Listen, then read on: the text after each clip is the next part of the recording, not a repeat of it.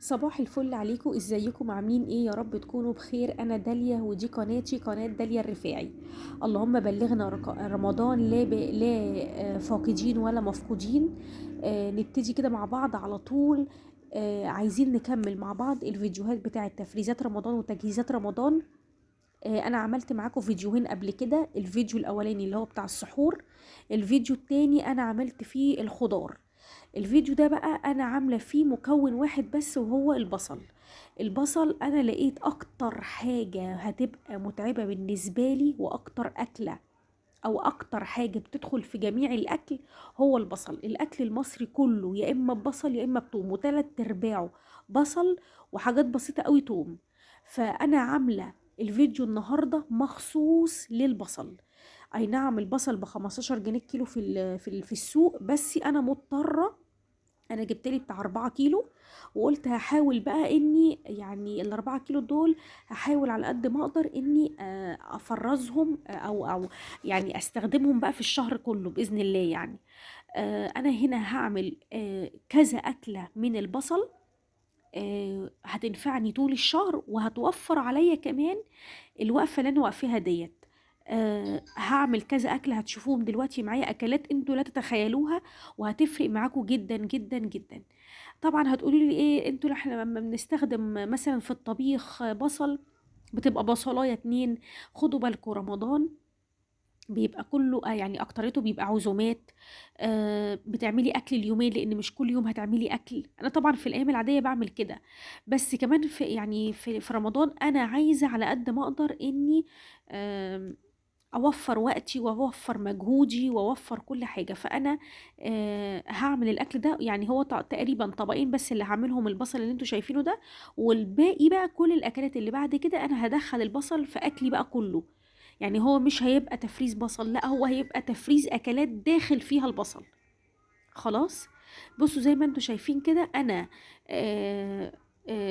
جبت بقى كبتي. بما ان الكميه كبيره، لو انت ما عندكيش مفيش مشكله خالص، بتجيبي الكبه الصغيره بتاعه البصل بتاعتك.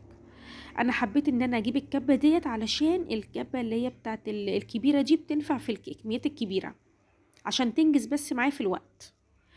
اول حاجه عملتها ان انا هفرز البصل طبقين. هطلع يا دوبك بالكميه، يعني ايه؟ يعني مثلا انا دلوقتي هطبخ، يبقى ايه، هاخد معلقه او اتنين من اللي انا عاملاهم ومفرزاهم وهم متلجين. مش يعني ايه، مش هخلي البصل يسيح او يفك من التفريز بتاعه بعد كده ارجع افرزه تاني، لا.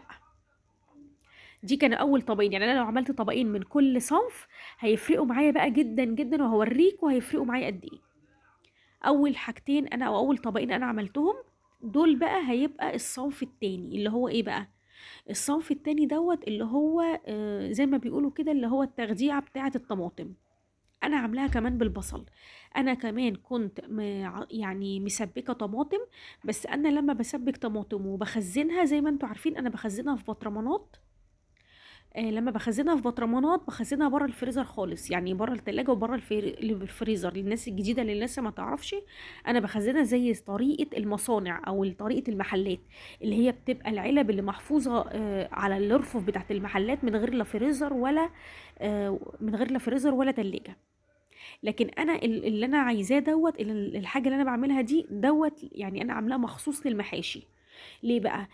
زي ما انتوا عارفين انا قلت لكم قبل كده ان رمضان بيبقى اغلبه عزومات، ورمضان يعني محشي، معروفة يعني. انا عاملة التخديعة ديت لاي صنف من المحشي، حتى الممبار هتنفع معاه. فانا بالنسبة لي لو انا فرست مثلا يعني كرنباية، وفرست التخديعة بتاعت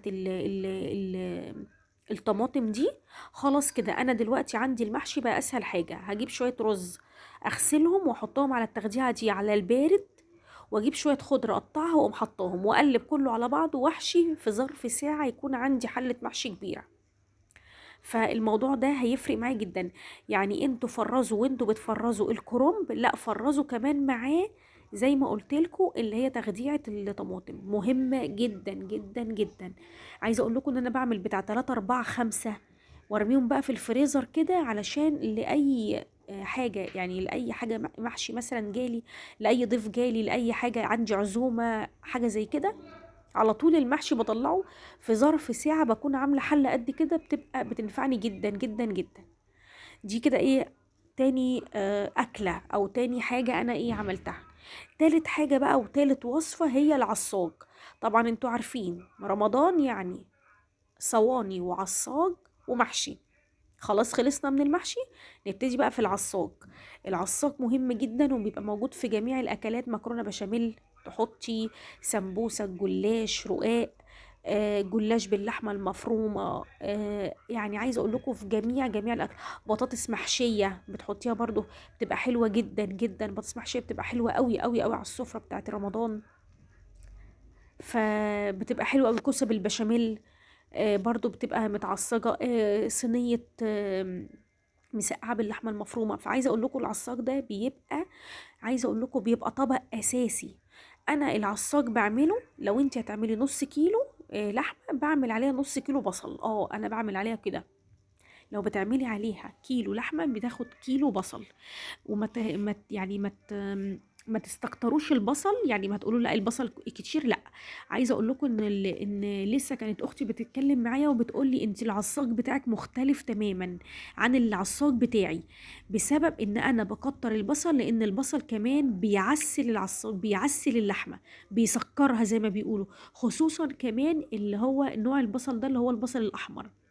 البصل الاحمر يعني حلو في الطبيخ، وكمان بيعسل وبيسكر ليه تسكيرة كده خصوصا في العصاج او في اللحمة بيسكر اللحمة. فانتي ما تقلقيش خالص ان انتي لما تزودي في في البصل، لا ما يعني ما تخافيش. ده بقى تالت حاجة وانتوا هتستغربوها جدا. انا بعمل البصلاية بتاعة الرز بتاعة السمك. ناس كتير قوي هتستغرب. انا بعملها كميه كبيره، بقسمها في اطباق، وبعد كده لما باجي احتاجها بقوم مطلعاها في شويه ميه صغيرين وبخليها تغلي واسقط الرز عليها بعد كده وخلاص على كده. ما بتاخدش معايا 3 دقايق. وانا على فكره بعمل سمك عادي جدا في رمضان، يعني عادي. في ناس كتير ما بتعملش سمك، لا انا بعمل مره او اتنين سمك لازم. الشهر كله لازم بعمل فيه مره او اتنين سمك.